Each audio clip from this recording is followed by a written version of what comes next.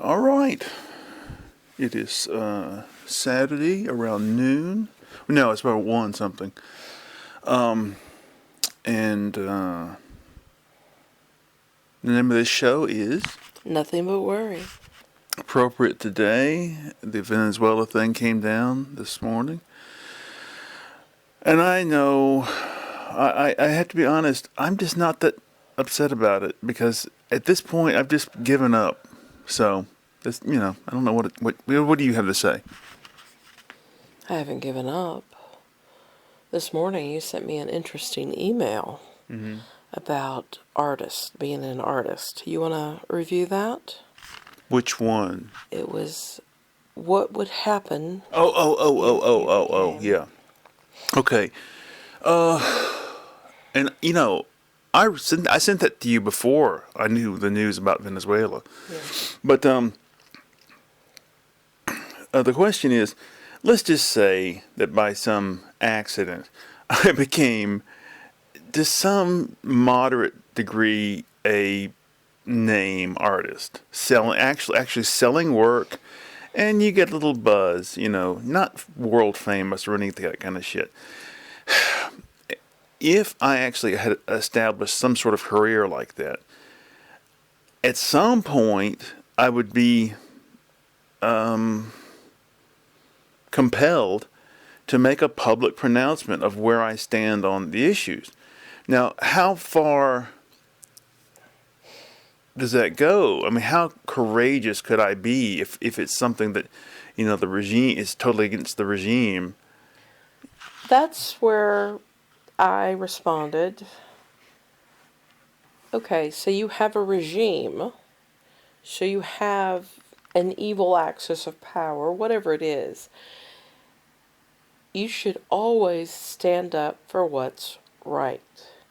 If it's gay rights, trans rights, women's rights, the generic human rights, or pro-democracy, pro-American republic to the point of maintaining our constitutional checks and balances, because right now that is a big thing that's being undermined.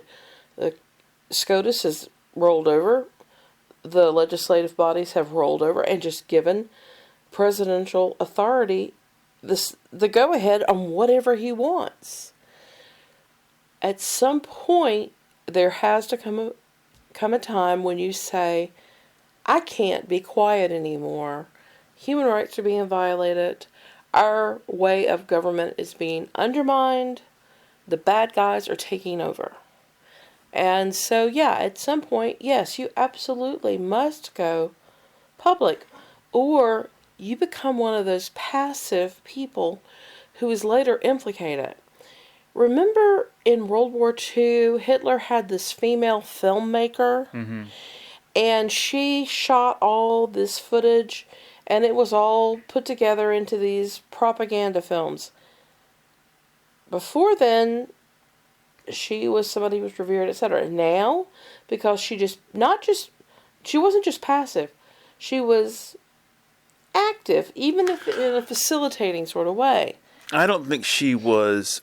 I haven't heard her pilloried from a historical standpoint. I mean, it's like, yes, But she did lose her reputation because of it, because she helped produce the Nazi propaganda films.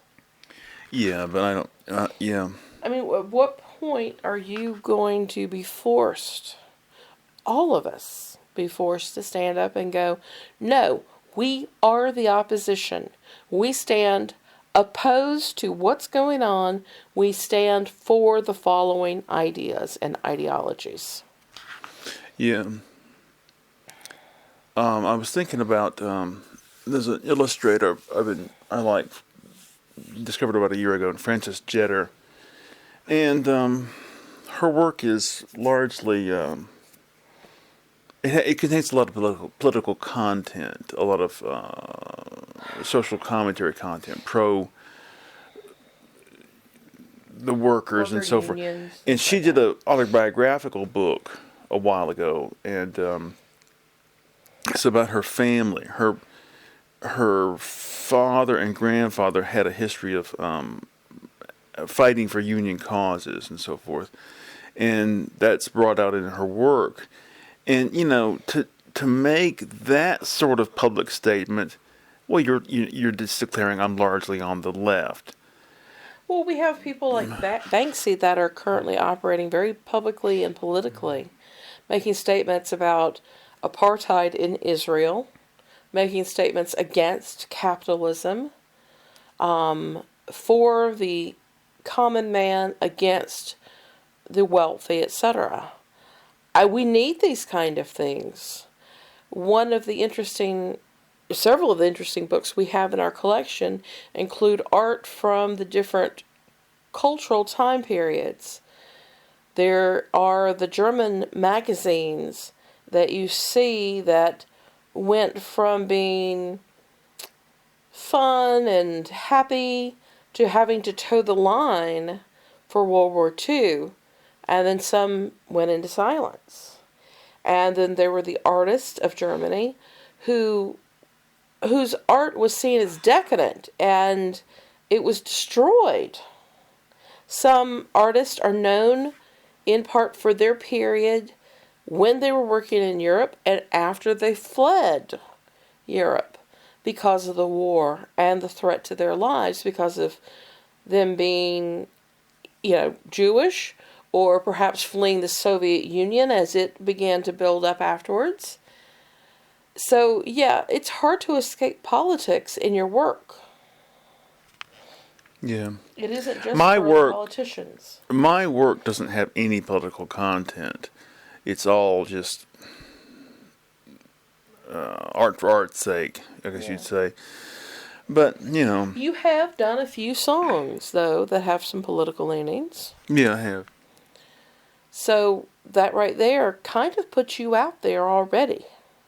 Well, this show has put us out there. Oh, definitely. They can read the contents of a 20-minute or an hour-long show in 2 seconds and know these people are largely left-wing. That's right, and we'll say fuck Trump, fuck the Republican Party, fuck nationalists, fuck the white nationalists. So yeah, we're already out there. So for you to ask that question, kind of a moot point. We're already exposing ourselves. And it's important that we continue to speak out because Trump is given a platform where when he speaks, everybody listens. Even if it's about some stupid NFT sales. Or, as today, we're going to run Venezuela. We're going to take its oil. It's ours. And when somebody like that has a platform, you have to counter it. You have to say, no, sir, you didn't win over 50% of the American vote. You actually were below it. And no, you didn't win, but maybe a third of the votes of those people who are eligible to vote here in the U.S.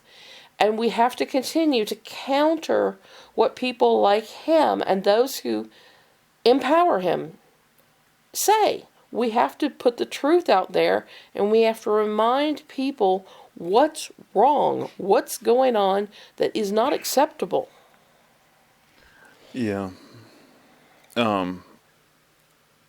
He's making a colossal miscalculation by saying we're going to take over and run the state, because now you've stuck your foot in a quagmire, and that's just For as bad as Chavez and then Maduro have been to Venezuela, as bad as they have been for economics, for taking over certain industries, that sort of thing, when you go and you rip apart people's government, even those within the country that may be anti-Chavez, anti-Maduro, will say, this is the wrong way to do that.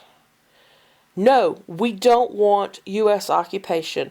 We saw what happened in Honduras. We saw what happened in Haiti. We've seen it over and over around the world. What happens when they come in and they set up their companies to take their bananas, to take their workers, to whatever, to their ends. This isn't what we want. And him coming in and saying that they're going to run it and take the natural resources, oil specifically, is going to anger a lot of people who would have been normally anti-Maduro, anti-Chavez. And I do see Chavez-Maduro as hand in hand. I mean, certainly Chavez, his predecessor, was so much worse. But he has continued in that same vein. Yeah. Well, I'm just not going to get worked up too much about it. I have got to run out the rest of my life. I think that it's important that we stay abreast of these issues because this type of action is another way that Trump is seizing power. That he is claiming powers not enumerated in the Constitution, not permitted under law. He doesn't have the right to declare war on his own. He doesn't have the right to divert congressional monies otherwise designated for his specific new purposes. There have to be checks and balances on this man, and it bothers me that this is one step further over the line, a line that has been repeatedly crossed, and he's erasing that line. And it is going to give him a position of power not had since Lincoln. You want to talk about Lincoln and what he did in the Civil War? Well, he suspended habeas corpus, and there were other things too. But I don't know. We'll have to see how things play out. I didn't expect this in the first People place. like Doris Kearns Goodwin would say that part of the reason that Lincoln seized upon that power was that we had an unprecedented Civil War at the time. We have unprecedented actions by a leader who, in a time that is not a wartime. Even in World War I, we suspended certain personal liberties, as we did in World War II. And it was from the internment to newspaper articles, people being limited on what they could say, people being arrested for what they said, for leading even union demonstrations during World War I. So we're not at a time of war. This isn't some extra judicial period. This is supposedly the norm. And he's pushing the boundaries and taking power that he should not have. So for these reasons, we should be very upset, Lance. I'm upset, but I don't know. There's only so much we can do, and I understand Exactly. But I think it's going to take the American people getting fed up. But of course, if we start pumping oil out, and he goes, "Oh, gas is now $1 a gallon," you can have millions of people go, "Oh, fuck it, I don't care how bad he is, or how evil, or how crooked, or how much groceries cost." Yeah, gas is $1 a gallon. Woohoo! We're living high now. Even if the gas prices do continue to go down, and they have gone down because we've opened up the reserves, we've opened up fracking in a lot of areas, we've lifted some limits.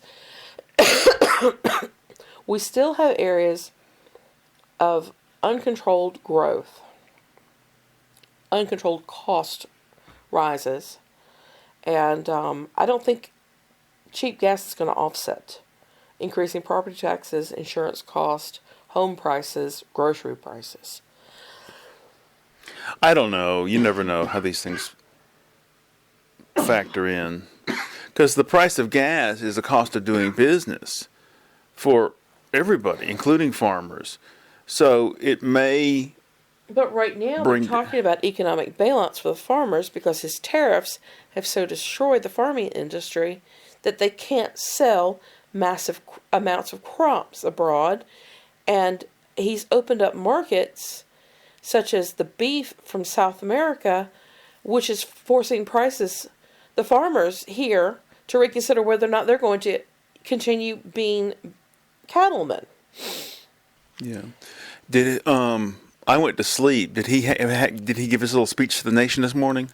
Yeah, he did. And what I got out of it was basically, we're going to run Venezuela. We're going to take that which is ours, the oil that they stole from us. I don't know how he gets that idea, because even if they're pumping offshore, I mean, has he suddenly declared the Gulf of Mexico as the Gulf of America, therefore we own everything Well, in it? the I mean, it's argument they're bullshit. making is that when they nationalized the oil industry in Venezuela, they seized American assets, American Businesses, equipment, yeah. and pumping facilities and so forth.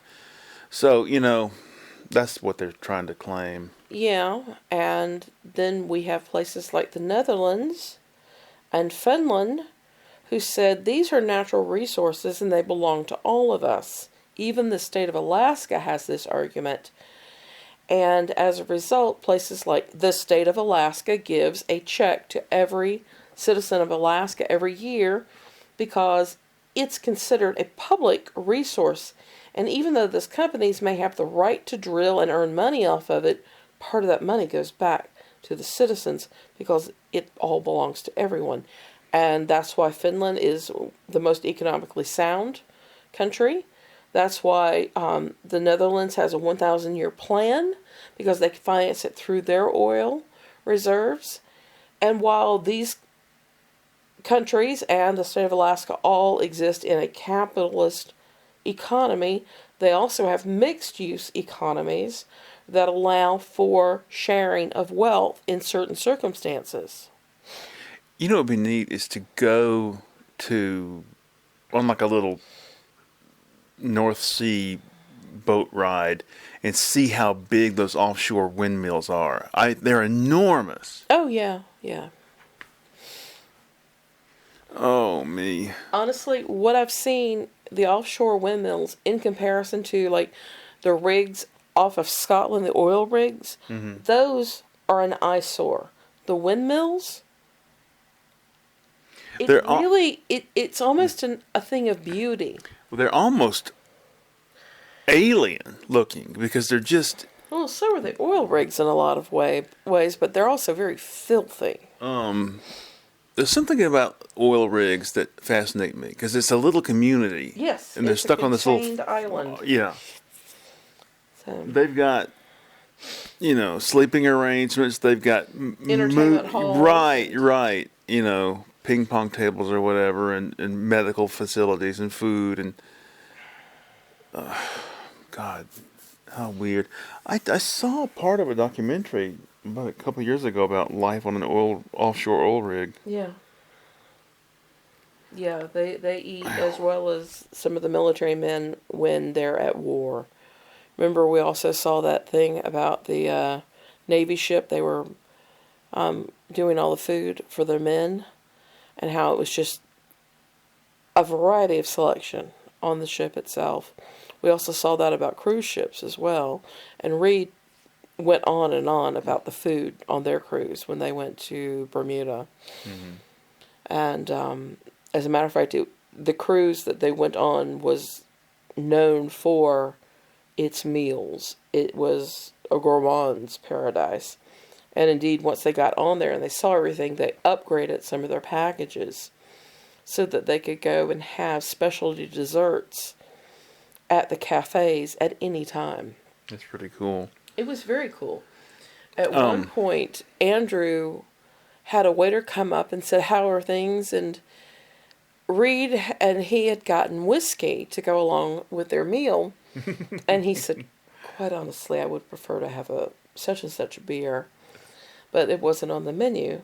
And it was some sort of obscure Japanese thing. He goes, "Give me a moment." And 10 minutes later, the waiter comes back with this obscure Japanese beer that Andrew likes. And he said, "Every time that you come to this dining room, you have only to ask. This has been reserved in your name." So he had a case of beer because that's what he wanted when he went into the fine dining hall. This is the one where they had to dress for dinner. Reed sent these pictures, and they're all in gown and suits and such, and it was fine dining, I think one night they were at the captain's table and such. So Really? yeah. When I quit drinking, I got rid of all of my books on booze. I had books on wine tasting and different kinds of wine. I had a whiskey. I think I had the single malt scotches, beers from around the world, Yes, I all remember kinds of these. stuff. And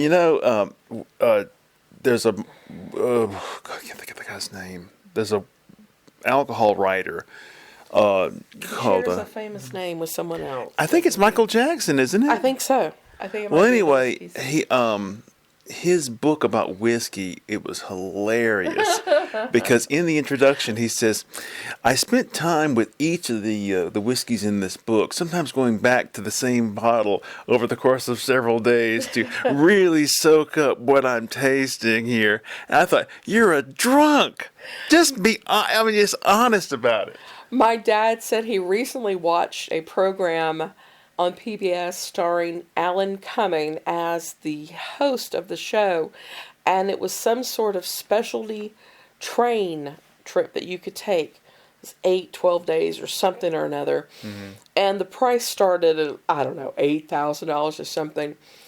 But he himself is a vegan. And so when you sign up for this, you say what allergies, what preferences do you have?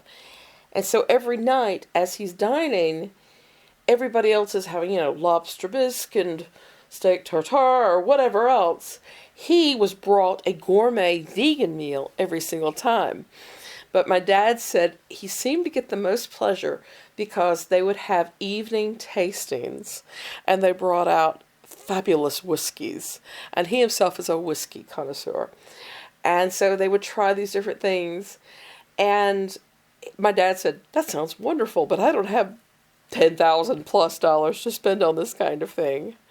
I said, I would have to win the lottery before I would take money out of savings to go on some kind of splurge like that because it just seems so over the top. Mm-hmm. When I first met Sam, the long-lost father of an old girlfriend of mine, she hadn't seen him in 15 years, 20 years. Yeah, 15, I guess. Anyway, he was telling us about himself, and he said, "I've really been getting into single malt scotches lately." And I thought, that is weird because I've been doing the same thing. So I went out for 2 weeks to California with my older friend to visit him and his wife, and I brought along a book about single malt scotches. He was just delighted with it. They really liked me at first until I revealed just what a bad alcoholic I was. Yeah. Unfortunately, I know that too. Well, you had to learn the hard way in order to take me seriously. Right? Yeah, I learned the hard way, all right. Yeah, well, that was all at the old house, so we can relegate those memories to that rat-infested hole. I was thinking about that this morning. Living next door? What a little metal box it was. Yeah, but I kept it meticulously clean. You did. And I constantly upgraded. I painted the house. I sewed cushions and sofa covers and such. I sewed my own curtains. And I remember at the time, I planned every single meal, which is something I'm going back to this year. We were so poor living next door that when we would go shopping, I would commit to, one, keeping a running tally of what everything cost because we had a limited amount of money, and two, I would try to make certain that the average cost was less than $1 per item. Nowadays, you're lucky if the average cost is $2 or $3 per item when you go shopping. And so it was kind of like a game I kept to keep my math skills going while you adult toddler, and the kids were giggling and stuff in the grocery store because we always went shopping as a family. But when I got home, I would lay everything out and I would say, okay, this is a protein, this is a starch, this is a fruit, we're going to put this in a bag. And I had the bags and I would just bag them up, and that was a meal. It was ready to go. Or I would have a tag on it that said, use a cup of frozen peas with this rice and beans mix, so we can make certain we had the vegetables. Well, that place was such a dump. It had gas, heat, it had natural gas, propane, whatever the hell. Anyway, it had gas stove. Well, the door on the oven was falling off, and we tied it Literally up tied it with a shoelace. You had to untie and tie the shoelace every time you opened and closed You the oven screwed door. in one of those eye hooks into the wooden cabinets next to it, and I would tie a shoelace to keep it shut, and then push a chair against it to make certain it was. I don't know how in the hell we put up with it, because we wouldn't put up with it today. But we were 25 and 26 years old with a baby on the way. Well, we were 28 and 30 also doing this with two little ones. Yeah. And because I was basically 28 and 30 when Reed and Peter came along. And Yeah. we tried our damnedest. I mean, I remember building a partition wall in the kids' room. I built in shelves. I utilized something that was a built-in to make a diaper changing station. I couldn't afford a regular closet for their room, so I made one, and I just put curtains in front of it. And I hung up shelving in there so they could have their clothes up top and then toy boxes down below. You know, looking back, a couple months ago, you mentioned the word poverty. We've lived in poverty. We have. And I We didn't have. even think about it until that moment. Like, yeah, we were poverty level, you know? We were living on $11,000 a year that first couple of years while you were at UGA. And then when you got the job, when Peter was born, you got the job that you have now, and you immediately started making more than double that amount with a new job. And then it continued from there, so that now this year, you're basically making 8 times as much as when we first started together. And our household has finally gotten to the point where we can say, okay, we topped out, and this is great. And I just want to get to the point where I could either retire outright or just quit the post office and get a different job, something easier and something less stressful, you know? we got to figure out the medical insurance issue, because that's a big deal. Because here in the U.S., you end up stuck in a job you may not like because you can't transfer your insurance to the next job. You don't know what is going to be covered or what isn't going to be covered. One of the things that we were concerned about with Peter, he had to go in and he used Reed's plan to find out that his life-saving medicine is covered under the hospital plan. And then when he went to verify it for this year, they said, we won't be able to tell you until the year rolls around. So we still don't know if his medicine's covered. We're hoping that it is. Otherwise, he's going to have to go back to an infusion every 6 weeks, where he goes and he sits in and he gets what amounts to chemo every 6 weeks at the doctor's office. And that stuff was not great. It did not keep him in remission. And this new stuff has forced him into remission. And so we're hoping that this year his insurance will continue to cover his medicine, specific type of medicine. So when it comes time for you to leave, we have to either carry over the insurance or find a place that has comparable insurance and figure out how that's going to work in relation to your access to insurance for your postal plan, after you retire. These are a lot of questions that remain unanswered, and they may change. Yeah. Well, I don't know. What I had a bothers hell of a me- time. Oh, go ahead. I had a hell of a time getting any sleep yesterday. Came home, slept 3.5 hours, then we had to run out and do errands. And so that threw everything off. And then I really couldn't sleep properly. The rest of it was like sleeping an hour, hour and a half at a time, maybe 2 hours, then up for a while, then back to sleep, then up for a while. So finally, last night, I woke up after a decent nap and thought, oh, I finally feel better. So, I didn't mind going out, but I didn't stay out as long as you did. I needed to take my car out for a run no. because it hadn't been driven in 2, 3 weeks. So we went up to the dump and took care of that. So it was kind of like a symbolic way to get the year started. And then we went and took care of some banking, which again was another symbolic act, buying 2 new CDs, which meant we're on the right start for the year for savings. And then I came home and started cooking. And you went out and you had a really frustrating time, didn't you? Yeah, I came home the wrong way on The the bypass. bypass around Athens, and well, like 2 or 3 times longer to get home than I should have taken. And Hobby Lobby was just they're running out of some of their supplies, and we Well, don't know. I just hate going all the way over, having to Yeah, go all the way over there to get canvas.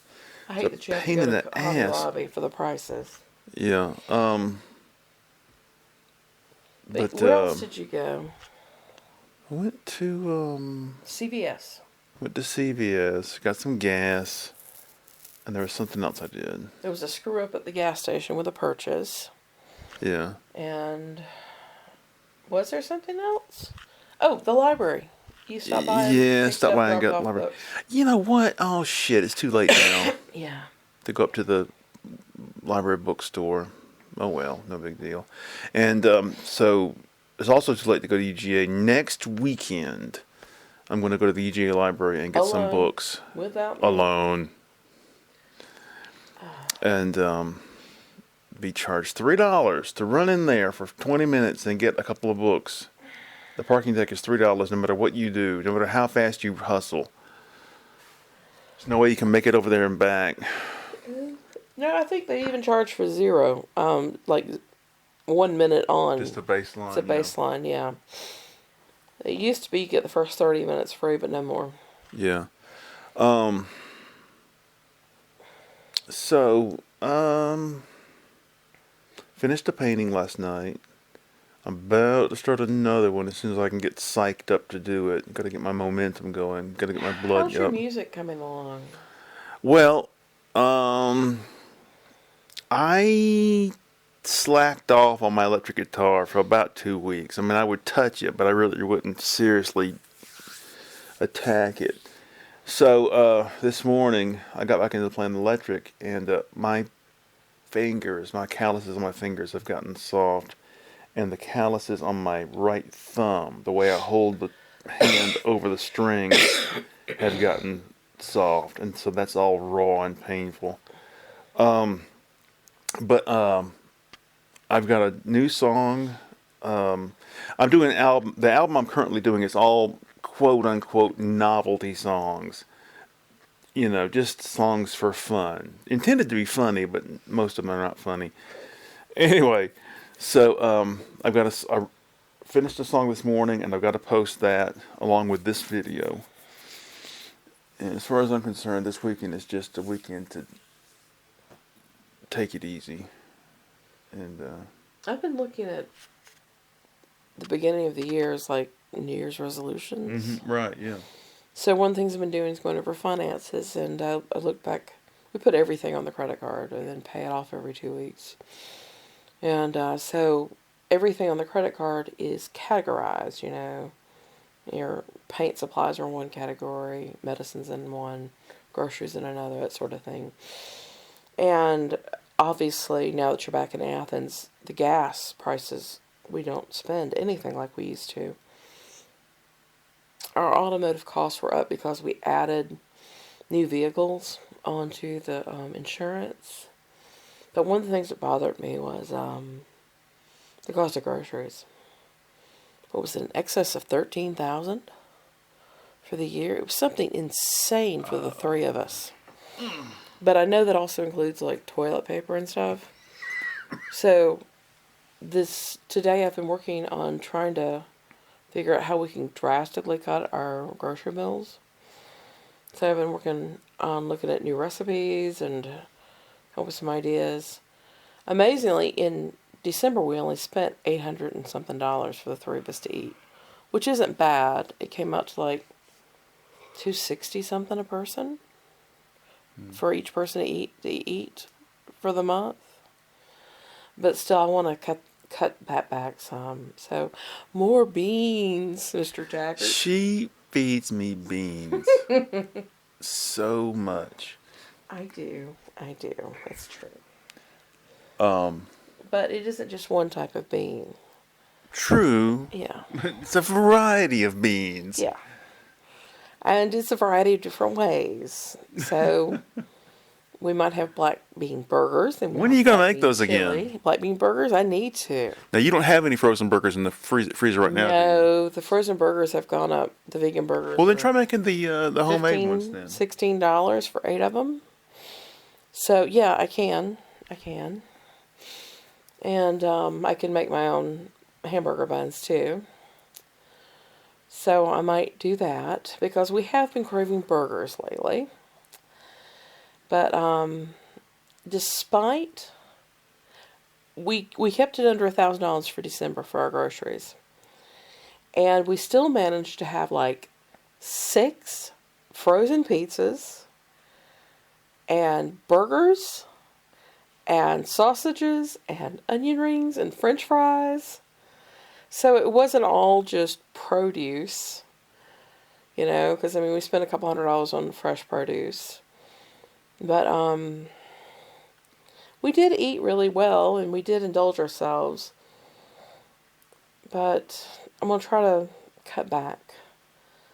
I'm going to try to be more responsible for how we're spending our money. And when Peter leaves this summer, we're hoping he's going to be able to move out with his girlfriend. It's based on her grandparents moving into a new house and them getting their old house. That means that his contribution for utilities will no longer be here. Look, he has not even seen the inside of this place yet. So No, he hasn't. But I wouldn't. I mean, if it's a rat trap, he should not move in. Well, Megan seems to think it's going to be fine. It's 3 bedrooms, 2 baths. It's half the size that we have here. And it's newer than our old place was. And they have a heat pump and a well. Everything's in working order. Her granddad's a handyman. He fixes cars and houses and everything else. So, Well, I don't doubt that it'll be in working order. But definitely better than the last place we moved out of. But, he'll give it a try. I remember Reed's first little place. It was 200 square feet, maybe 220. that was a bizarre little apartment. Yeah, How long was she there? She was there for 5 months, and then she moved into a 1-bedroom, 1-bath apartment, which she hated because she had to hire an exterminator because their exterminator wasn't doing the job, and all of her neighbors didn't give a shit. And so she was just going crazy about any type of bug in the house. But the first place, you walked in, it was just a room. And then there was a half wall, and there was a galley kitchen, and a tiny little bathroom with stand-up shower where the water sprayed all over the place, including on the toilet itself. But she loved being over there. She loved being at 5 Points. It was behind one of the big grand houses over there. And she just loved it. And she was so disappointed when they wouldn't renew the lease because it had been a holdover, a little period lease to go between 2 leases. But I'm so proud of her. She's got a really nice little place now right near the hospital. It's just 2 roads there from the hospital. She can walk to work, which she does when it snows and ices over. She is so able to function independently and solo. She really is a loner in a lot of ways. She is a very solitary person. She told me one of the problems with her living with her last boyfriend was that she didn't really have any space for herself.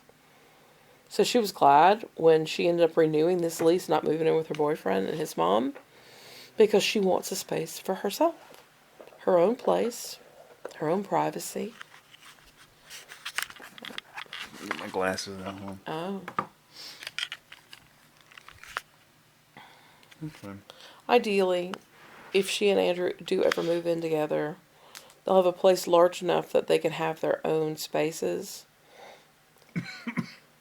And I know that's the way she was brought up here. You have that end of the house, and I have this end of the house. We have common spaces. Mm-hmm. But I told Reed, I said, it would drive me nuts if your father was constantly around me all the time. I'm glad you have your own studio, your own domain, where you close the door. It's one of the smartest things I did was just move operations over here. I just stopped painting at the old studio. That place was just falling down. Yeah, I mean, I had more room and I could make more racket. I could make a bigger mess. But overall, it's just so much more convenient to have a bathroom. Yeah, Warm in the winter and cool in the summers, and you don't have a crazy power bill from the studio, and you're able to come over here and go to the bathroom when you need, go and eat when you eat, go lay down and sleep when you want. And when Peter moves out, I have ideas about that end of the house and you taking over it. I had put at the old studio, there was no running water. So I had put an industrial sink up against the wall, then drilled a hole in the wall and ran the garden hose from this house across the yard in there with a little, what do you call it? Nozzle gun thing on the end of the hose. Turn the every water night, on and off every night. Every night, walking over to the studio to get it ready, I had to turn the garden hose on, and that way I'd have some water over there. If I had to pee, I'd pee in the sink, or if I needed to clean the brushes out or whatever, I had water. I can't believe you survived over there in that hole that long. I had. I'm excited about you taking over that end of the house when Peter moves out. It'll be a slow process because I'm so used to the room I'm in now. We'll just have to see what happens. And Peter's going to take a while to move. And he may end up leaving a few things here and we'll just put it into storage. But I envision his den becoming your main painting studio because it has the highest ceiling of the 4 rooms on that end of the house. Mm-hmm.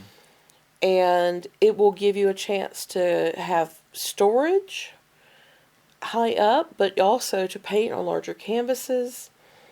And eventually you may change the way that the light is in there because you've got lights hung, etc. Yeah, and then Peter's going to leave his built-in desk and shelves here. So I can see you making that into a study for yourself. Maybe. We'll see what happens. Just have to let things develop organically. Yeah. Which is the best way to do it. Because I said this at the time, when I moved painting over here, it took me years to beat the old studio into shape. Yeah. Add here, subtract there, move this, move that. And so I was like, well, it'll be awkward and clumsy at first, but I will beat the room into the, the tool I need it to be. That it would be so cool if you could have a room that is kitted out with acoustic foam and such so that you can go in there and play to your heart's content. That would be great. You can go in there and record without the echo. That you have your supplies set out in that space. None of the electric guitar instrumentals that I've recorded since I moved over here have sounded the way they did at the old studio, because the old studio just had more resonance and had more space. The cinder block wall on one part of it. It had a metal wall on that same wall. It had the concrete floor, and then the wood and the metal roof. And there was something about the way that it just kind of bounced off of each of those different surfaces. Do you remember every paycheck I would buy a can of spray foam, drill a hole in the ceiling, and pump the whole can up into the ceiling? There must be 20 cans worth of that stuff up in the ceiling. At least. And the foam would expand and a little worm of it would poke out the hole. So I drew faces on all the little, like the worms were hanging down from the ceiling. Gross, gross, gross. Oh my God. Well, I look forward to you getting this space, Peter getting out on his own, and I'm really hoping that this is going to work for him, because he and Megan want to be together, and they are already getting excited about it, making plans together, and I really want this to work for him. I'm not holding out any hope, because I think he'll be gone 6 months and go, I can't take it. This place is a dump, and be back. And we'll have to put everything back where it was. No. At that point, I'm going to go, you're going to get a roommate, or you and Megan are going to move into town. Because I found some places. I mean, he has no debt. I don't know what her debt is. But he can almost afford Reed's place. Okay? Almost. On his own. And so if they can afford that place, then I think that they can probably get another place in Athens if they find that the place out in Smithonia isn't going to work for them. Well, the place where Reed lives is an older apartment complex, and it's a little more private. It's extremely private. Yeah. It's surrounded by private homes. Everything is beautifully landscaped. As a matter of fact, across the street from her, giant trees fell after one of the ice storms the other year.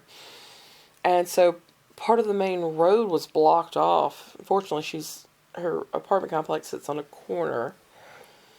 And it knocked the power out for a couple of days and such.